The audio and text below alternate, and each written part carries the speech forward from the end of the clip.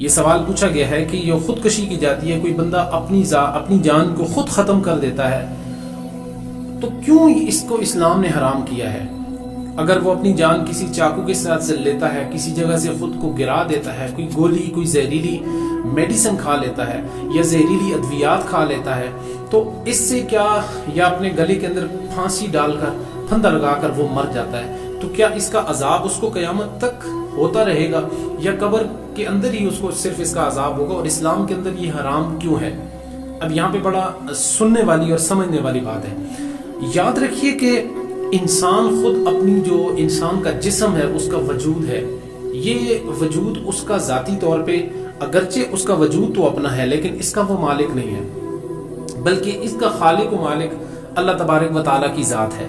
اللہ تعالیٰ نے ہمیں یہ جو جسم ہے، یہ اللہ تعالیٰ نے ہمیں امانت کے طور پہ دیا ہے، اور جب کوئی بندہ خودکشی کرتا ہے تو وہ حقیقت میں اس امانت کے اندر خیانت کرتا ہے، تو اس خیانت کی وجہ سے اس کی یہ سزا ہے کہ اس نے ایک فعل حرام کا وہ مرتکب ہوا۔ حدیث مبارکہ کے اندر اسی وجہ سے اسلام کسی بھی شخص کو اپنی جان کو خود ضائع کرنے، بلکہ انسان کو خود یہ بھی اختیار نہیں ہے کہ وہ اپنی انگلی کو ضائع کرے، اپنی آنکھ کو ضائع کرے، اپنے جسم کے کسی بھی عضو کو خود ضائع کرنے کی اسے اجازت نہیں ہے۔ یہ جسم اللہ تعالیٰ نے ہمیں صرف استعمال کرنے کے لیے دیا ہے، اس کو ضائع کرنے کے لیے ہرگز نہیں دیا۔ اور روایات کے اندر آتا ہے، اچھا کچھ لوگ اس ضمن کے اندر ایک یہ بھی سوال پیدا ہوتا ہے کہ جو لوگ کسی گولی مار کر اپنے آپ کو ہلاک کر دیتے ہیں تو کیا قیامت تک کے لیے وہ اسی طرح گولی مارتے رہتے ہیں؟ یا کوئی زہر پیتا ہے تو کیا قیامت تک کے لیے زہر پیتا ہے؟ اس ضمن کے اندر بھی ایک حدیث مبارکہ موجود ہے، لیکن اس سے پہلے یہاں پہ یاد رکھیے کہ اللہ تبارک و تعالیٰ قرآن کریم کے اندر ارشاد فرما رہا ہے، سورہ البقرہ 195 نمبر آیت، وَلَا تُلْقُوا بِأَيْدِيكُمْ إِلَى التَّهْلُكَةِ وَأَحْسِنُوا إِنَّ اللَّهَ يُحِبُّ الْمُحْسِنِينَ، اور اپنے ہی ہاتھوں سے ہلاکت میں اپنے آپ کو نہ ڈالو، اور فرمایا کہ احسان والے بنو، اور بے شک اللہ تعالیٰ احسان کرنے والوں سے محبت کرتا ہے۔ اسی طرح سے ایک دوسری آیہ مقدسہ ہے، وَلَا تَقْتُلُوا أَنفُسَكُمْ إِنَّ اللَّهَ كَانَ بِكُمْ رَحِيمًا وَمَنْ يَفْعَلْ ذَلِكَ عُدْوَانًا وَظُلْمًا فَسَوْفَ نُصْلِيهِ نَارًا، فرمایا اپنی جانوں کو ہلاکت کے اندر مت ڈالو، بے شک اللہ تعالیٰ تم پہ مہربان ہے، اور جو کوئی ظلم سے ایسا کرے گا تو عنقریب ہم اسے جہنم کی آگ کے اندر ڈال دیں گے، اور یہ اللہ تعالیٰ کے لیے بہت زیادہ احسان ہے۔ اب یہاں پر حدیث مبارکہ میں بھی خودکشی کی سخت ممانعت کی گئی ہے۔ حضور نبی کریم صلی اللہ علیہ وسلم نے ارشاد فرمایا، فَإِنَّ لِجَسَدِكَ عَلَيْكَ حَقًّا وَإِنَّ لِعَيْنِكَ عَلَيْكَ حَقًّا، فرمایا یہ کہ تمہارے ہاتھ کا بھی تمہارے اوپر حق ہے، تمہاری آنکھ کا بھی تمہارے اوپر حق ہے، تمہارے جسم کا بھی تمہارے اوپر حق ہے۔ اور اس ضمن کے اندر اگر دیکھا جائے تو جو خودکش بم دھماکے کرنے والے لوگ ہیں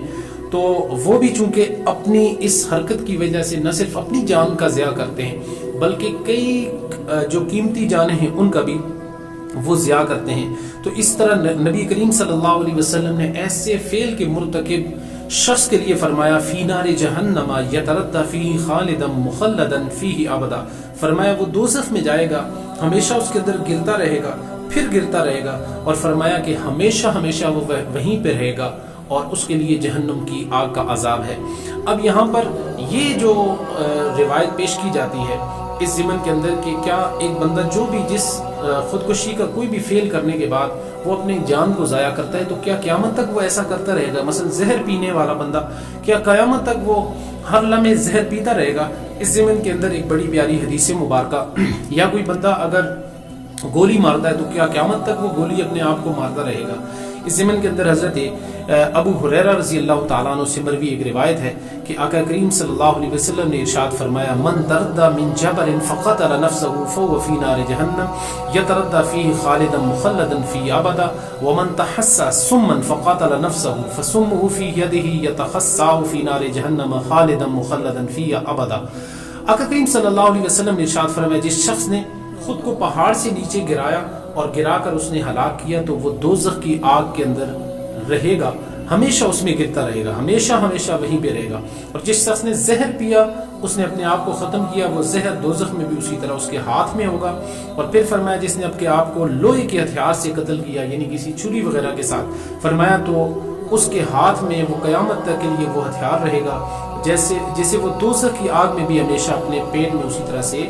مارتا رہے گا۔ محدثین کرام نے یہ لکھا ہے کہ اس سے مراد یہ ہے کہ جو بندہ اس کام کو جائز سمجھتا ہے اور جائز سمجھنے کے بعد اگر وہ اس فعل کا مرتکب ہوتا ہے تو فرمایا کہ وہ ہمیشہ ہمیشہ کے لیے جہنم کی آگ کے اندر وہ رہے گا۔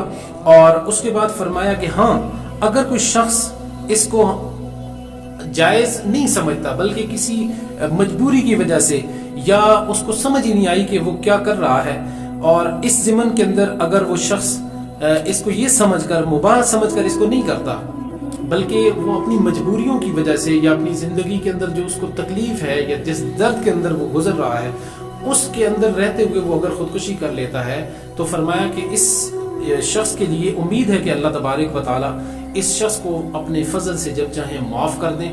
اور اس نے فیل کیا ہے اس کی سزا دینے کے بعد اللہ تبارک و تعالی اس کو جنت کے اندر داخل فرما دیں۔ تو یہ خودکشی کے حوالے سے یہ چند احادیث مبارکہ تھی جن کا میں نے آپ کے سامنے تذکرہ کیا ہے۔ ہمارے معاشرے کے اندر بڑھتی ہوئی جو خودکشیاں ہیں، روزانہ کی بنیاد پہ نئے نئے کیسز سامنے آ رہے ہیں، اس ضمن میں ضروری ہے کہ ہم ان روایات کو سمجھیں اور اللہ کے رسول صلی اللہ علیہ وسلم کی تعلیمات کے مطابق عمل پیرا ہونے کی توفیق اللہ تبارک و تعالی ہمیں عطا فرمائے، کیونکہ جس رسول پاک صلی اللہ علیہ وسلم نے یہ بھی ارشاد فرمایا کہ جس شخص نے کسی بھی چیز کے ساتھ خودکشی کی وہ جہنم کی آگ میں اسی چیز کے ساتھ اس کو عذاب دیا جاتا رہے گا۔ تو یہ ایک دوہرا عذاب ہے کہ ایک تو اس نے خود اپنی جان یہاں پر ضائع کر دی، اب قیامت تک کے لیے وہاں پر بھی اس کو اس کا عذاب ملتا رہے گا۔ اور بعض روایات کے اندر فقہاء کرام نے یہ بھی لکھا ہے کہ ایسے شخص کا جنازہ پڑھنے سے بھی احتراز کیا جائے، بچنا چاہیے، بس کا چند ایک لوگ جا کر اس کی نماز جنازہ کو ادا کر دیں تاکہ فرض کفایہ ادا ہو جائے۔ اور اس کی وجہ یہ بتائی گئی ہے تاکہ لوگوں کے اندر اس چیز کی نفرت پیدا ہو اور لوگوں کے اندر اس چیز سے بچنے کی جو وہ چیز پیدا ہونی چاہیے تاکہ لوگ اس کے قریب نہ جائیں۔ جب لوگ جنازہ پڑھنے کے لیے سارے جائیں گے اور سارے پورے پروٹوکول کے ساتھ تو پھر اس طرح سے اس کی جو اس چیز کا جو منفی پن ہے وہ سامنے نہیں آئے گا، لیکن جب اس کا جنازہ چھوڑا جائے گا، کافی سارے لوگ اس کا جنازہ چھوڑیں گے، چند لوگ جنازہ پڑھیں گے، تو دیکھنے والے لوگوں کے اوپر اس کا اثر ضرور پڑے گا اور لوگ اس سے بچیں گے۔ آنے والی جو نسلیں ہیں وہ اس فعل بد سے بچنے کی کوشش کریں گی۔ اللہ تعالی ہم سب کو عمل پیرا ہونے کی توفیق عطا فرمائے۔ السلام علیکم ورحمۃ اللہ وبرکاتہ۔